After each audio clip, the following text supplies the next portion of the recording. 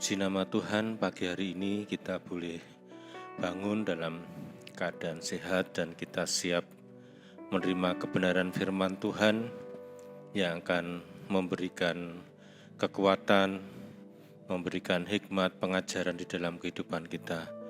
Mari kita siapkan hati dan pikiran kita untuk bersama-sama menerima kebenaran firman Tuhan. Pagi hari ini firman Tuhan dari Lukas pasal 17 ayat 17, demikian firman Tuhan. Lalu Yesus berkata, "Bukankah ke-10 orang tadi semuanya telah menjadi tahir? Di manakah yang 9 orang itu?" Mari kita berdoa. Kami mengucap syukur ya Tuhan, oleh karena kasih-Mu, anugerah-Mu, pagi hari ini kami boleh datang ke hadirat Engkau. Kami bersyukur oleh karena pertolongan Tuhan dalam istirahat kami, dan saat ini kami siap untuk melakukan segala pekerjaan kami, segala aktivitas kami. Dan biarlah firman-Mu yang sudah kami baca pagi hari ini boleh memberikan hikmat kepada kami semua. Kami semakin mengerti kehendak Tuhan di dalam kehidupan kami. Urapi kami semua dengan hikmat yang daripada Tuhan, di dalam nama Tuhan Yesus. Amin. Tema renungan pada pagi hari ini, jangan melupakan pertolongan Tuhan. Bapak Ibu Saudara yang terkasih di dalam Tuhan Yesus, suatu nilai etika yang tertanam di dalam masyarakat, salah satunya adalah mengucapkan terima kasih apabila seseorang ditolong, dibantu ataupun diberi sesuatu. Apabila orang tidak bereaksi minimal mengucapkan terima kasih, maka akan dipandang sebagai orang yang tidak tahu berterima kasih. Terlebih jika pemberian atau pertolongan itu adalah sesuatu yang boleh dikatakan besar atau berharga, maka dia bisa dikatakan sebagai orang yang tidak tahu berterima kasih dan bahkan orang yang tidak tahu diri. Dalam kaitannya dengan Allah, kita juga seringkali tidak tahu berterima kasih kepada Allah. Padahal anugerah Allah, pemberian Allah, pertolongan Allah, perlindungan Allah, dan lain sebagainya senantiasa kita terima. Setiap hari Allah memberkati kita dengan banyak hal, tetapi seringkali kita melupakan Allah yang sebenarnya memberikan semuanya itu di dalam kehidupan kita. 10 orang yang menderita sakit kusta bertemu Yesus dan meminta disembuhkan. Permintaannya itu diterima, tetapi tidak terjadi seketika di tempat, melainkan terjadi dalam rangkaian pelaksanaan tugas untuk pergi memperlihatkan diri kepada imam.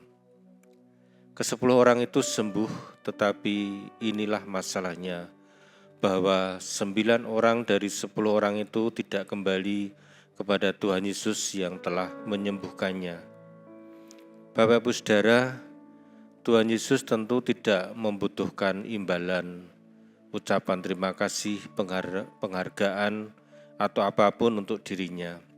Yang dipersoalkan Tuhan Yesus adalah iman mereka kepada Allah, rasa syukur mereka kepada Allah.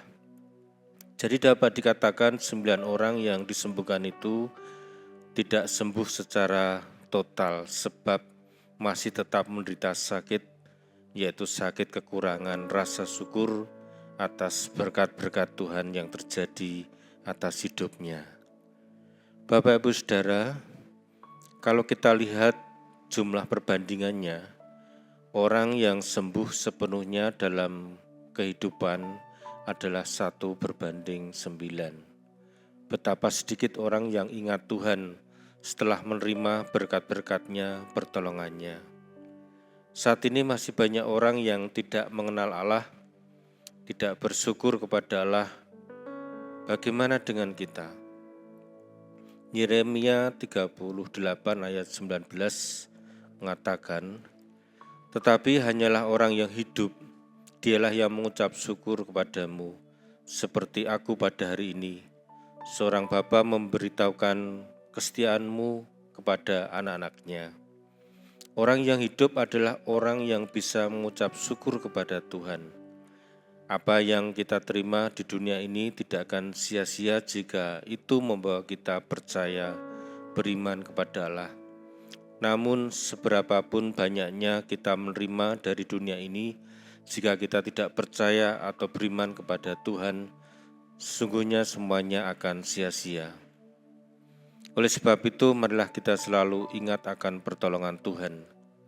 Bahkan sekalipun Tuhan tidak menolong kita tetap percaya kepada Allah. Seperti yang diucapkan dalam kitab Daniel 3 ayat 18.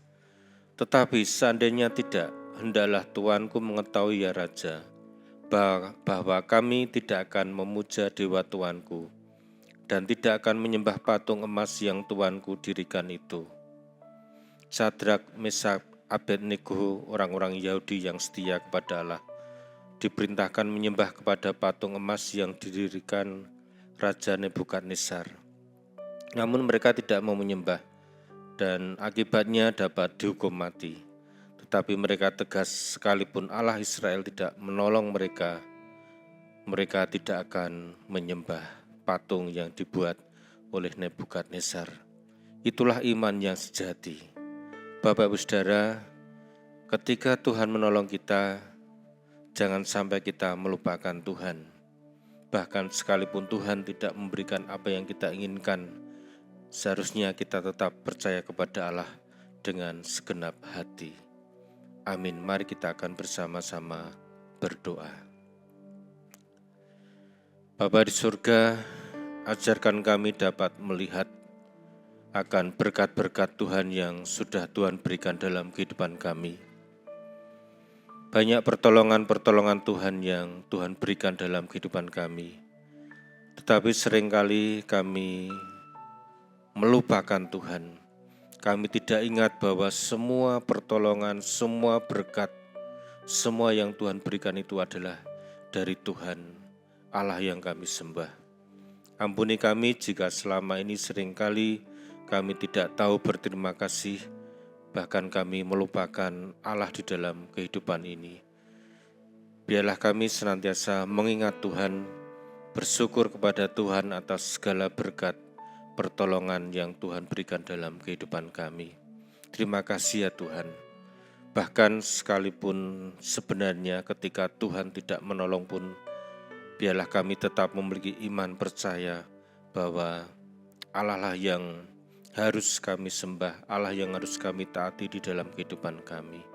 Terima kasih ya Tuhan, kami bersyukur untuk renungan pagi hari ini. Biarlah Tuhan memberikan hikmat kepada kami semua dan kami dapat melakukan di dalam kehidupan kami. Di dalam nama Tuhan Yesus, amin. Terimalah berkat Tuhan. Tuhan memberkati engkau dan melindungi engkau.